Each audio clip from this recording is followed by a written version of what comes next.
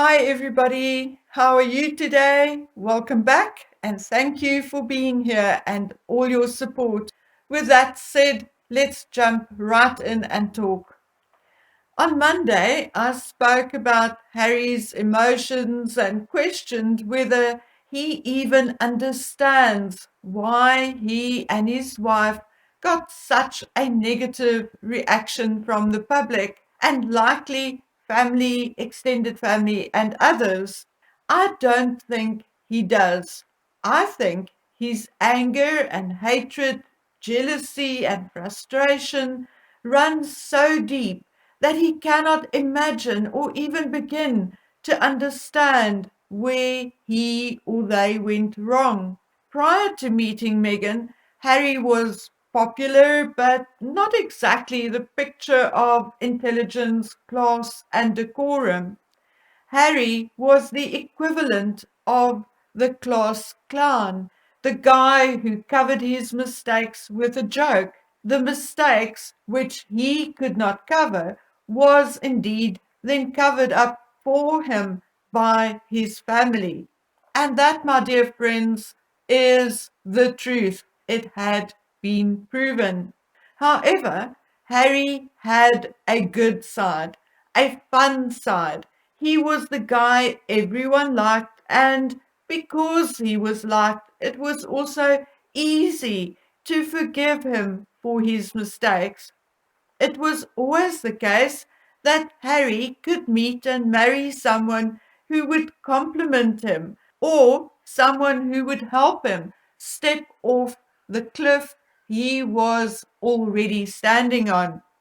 Unfortunately, he met and married the woman who gave him that final push in the wrong direction.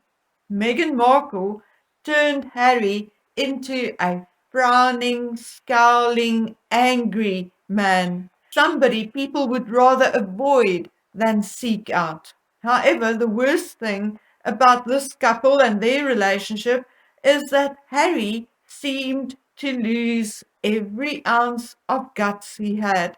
He seemed to have turned into a paper cutout of himself, a very bad copy of the guy he once was. I have discussed this with a number of people, and using that we got married 3 days before we got married scenario, we discussed what Harry could have done to prevent that lie from going out into the world. Most people said nothing, as he could not embarrass his wife in front of the entire world. The minority said that he should have spoken up regardless of whether he would be embarrassing his wife or not. However, after some reflection, I found a way in which Harry could have prevented that lie to go out into the world and still maintain his wife's dignity. He could simply have asked them to cut, to stop filming, and asked Oprah to cut that portion out of the program. There is absolutely no excuse for Harry. In this case, he was indeed complicit to the lie his wife told, a very obvious lie. However, he lied himself, saying his father cut him off. So it is also true that not only is Harry complicit in Meghan's lies, but he is no stranger to telling a lie himself. So although we can blame Meghan for a lot of the drama, we cannot blame her for all of it. Harry created some of it himself. We do not exactly know why. He is not a born liar. We have not noticed him being a liar before he met Meghan. But here are a list of possibilities. Firstly, Harry's mental illness is worse than we thought, or he is mentally deteriorating to a point where he can no longer distinguish between right and wrong or true and false. Secondly, Harry's substance abuse is worse than we think. Thirdly, Harry hates his family, but is not intelligent enough to tell believable lies. Fourthly, Harry has been manipulated and abused by Meghan or someone else to the point where he will do anything to keep the peace in his home. Fifthly, Harry has been abused and manipulated by Meghan and her cronies to a point where he now suffers from Stockholm syndrome and where he admires everything they say and do and say everything they tell him to. The point is that regardless of all the stories in the media, of which most are fluff and guesswork and Sunshine Sacks PR, we do not really know what is going on with Harry. We all think that it is all because of Meghan. But although I, like most of you, recognize Meghan Markle's malignant narcissism and understand the effect of narcissistic behavior on a partner, I also understand and recognize that Harry had problems before he met and married Meghan. If we are honest with ourselves, we'll admit to ourselves that we witnessed it. And if we did, so did his family. And yes, his family did indeed witness it, because it was William and Catherine and even some of his previous girlfriends who told him to seek counseling. Harry admitted to depression, but it is very likely that depression is now only one of his issues. It is likely that whatever underlying conditions he may have had now gotten worse with the added stress of a narcissistic wife, two children, and being away from the protection and care of his family. Add to that the stress of having to at least partially financially fend for yourself. We all know what that stress can be like. We all have bills or rent to pay, something Harry never had to worry about before. Okay, so I am not a psychiatrist or a doctor, and no doctor or psychiatrist can diagnose Harry or anyone else without physically spending time with them. So, other than the depression Harry admitted to, we cannot say for sure exactly what it is that is ailing Harry. But that is what makes Harry unpredictable, more unpredictable than his wife Meghan. To date, many of us predicted fairly accurately what Meghan's next moves would be. But think carefully. Very few of us could do so with Harry. But here we are in the current situation. Regardless of what we may think, whether Harry understands why they got the reaction they did or not, it is clear that it had now sunk in with him that the public had enough of their BS and that their popularity took a serious nosedive. He absolutely knows that much. It was written all over his face and in his body language. So, what now? What next? We saw Meghan's next move. Like I predicted, she pulled out pictures of Little Bit, and I know that she had a multitude of reasons why she had those photographs published so soon, and why she chose those particular pictures. I explained that in my previous video. But to me, the fact that she did so means absolutely nothing.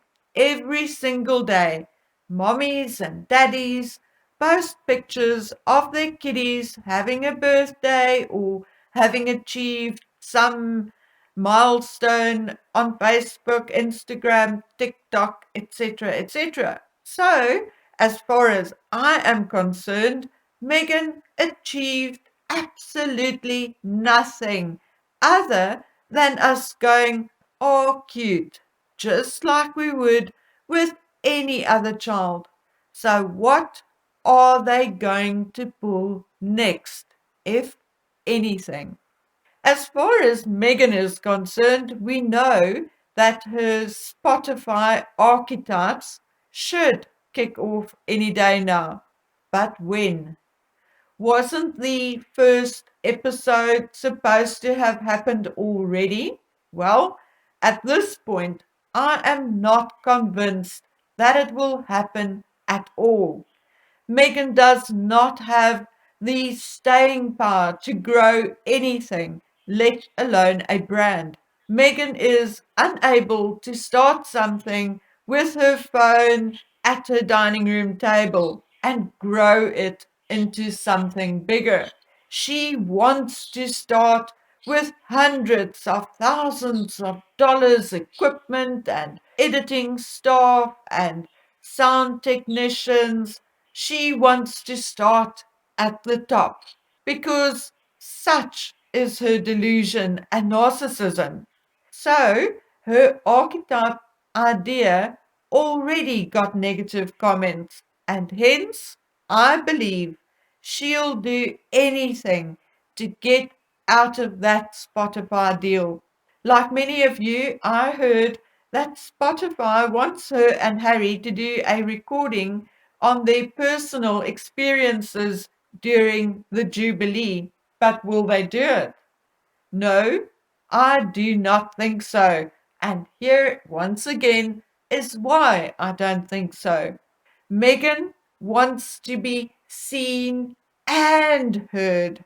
And more importantly, Megan wants to be seen with the right people, like Oprah, like Ellen, like Michelle Obama, etc. All her life, Megan rode on the coattails of others. She knows nothing else. So, in my opinion, it is no surprise that Oprah commented on Little Bit's birthday. I think Megan is smooching up to talk show hosts to try and get the next big interview. But once again, will Harry do it? That, my dears, is the unknown factor. And again, I have to ask, where is Harry at in his mind and in his heart? Because that will determine their way forward. If it is true that Harry has little to no understanding of why they got that negative reaction from the people in the United Kingdom, and instead of being remorseful and sad, he is indeed very angry, then anything is possible. Revenge is an ugly thing, and revenge knows no boundaries.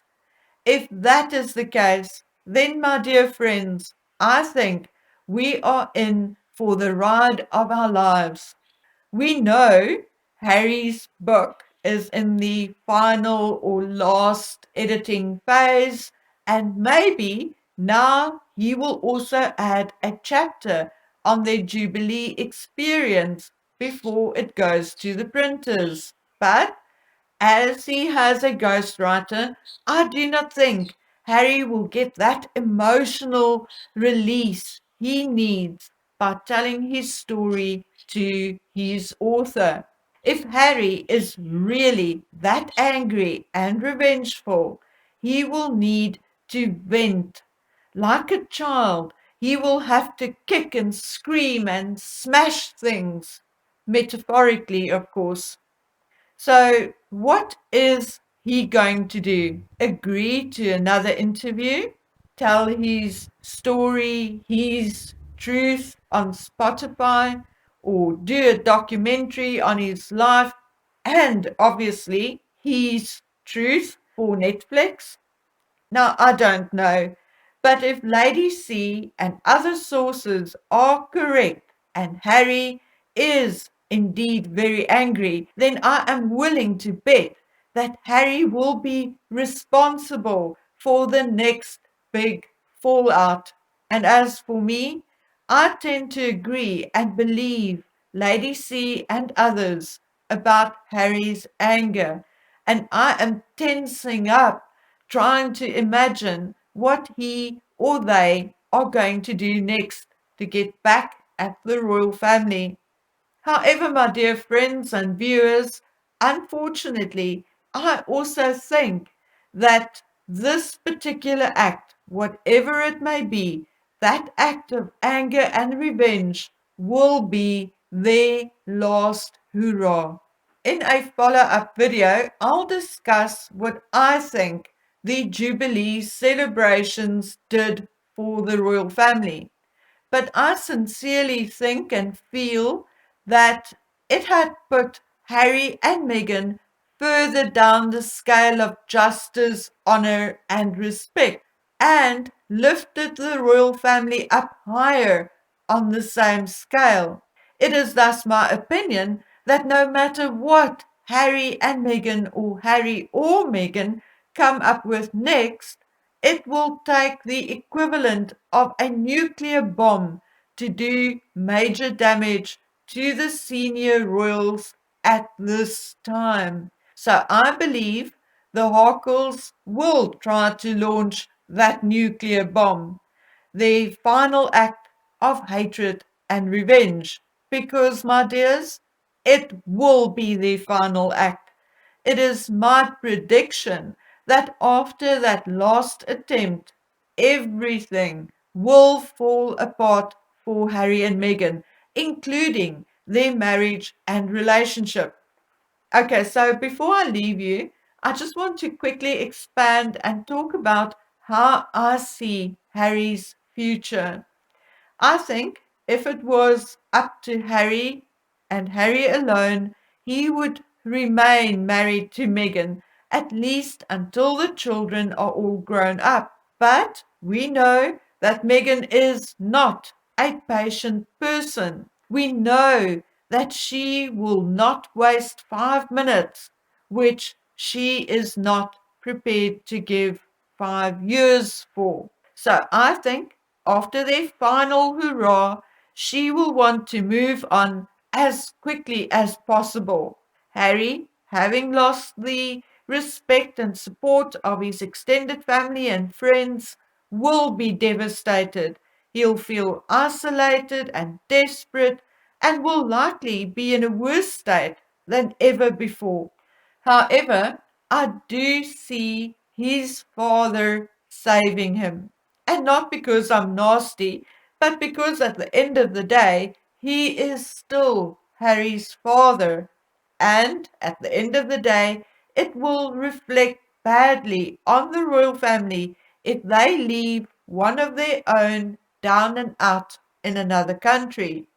Yes, like Lady C, I do think Charles will take or allow Harry back, and so will William, but only once Harry is really at his ultimate lowest, and only once Meghan Markle is no longer in the picture. I do not see William accepting them both back, and unfortunately, as his father's second in command, Charles will have no choice but to consider his eldest son in any decision like this.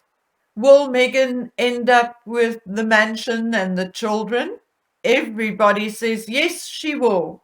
I say no, she won't. If Meghan Markle thinks she can battle with the royal family and win, she is sadly mistaken, because the royal family is not an isolated entity.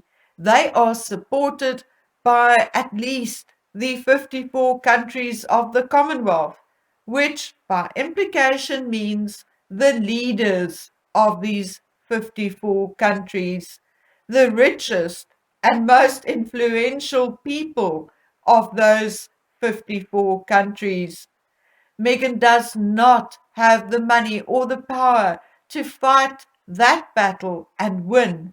And if she learned nothing else from the Platinum Jubilee, then for her sake, I hope she learned at least that. But guys, knowing her, I do not think she did. I think she'll give it one more try, and that will bring the inevitable end to the Harkle saga. Now, will I be right or am I totally wrong? Only time will tell.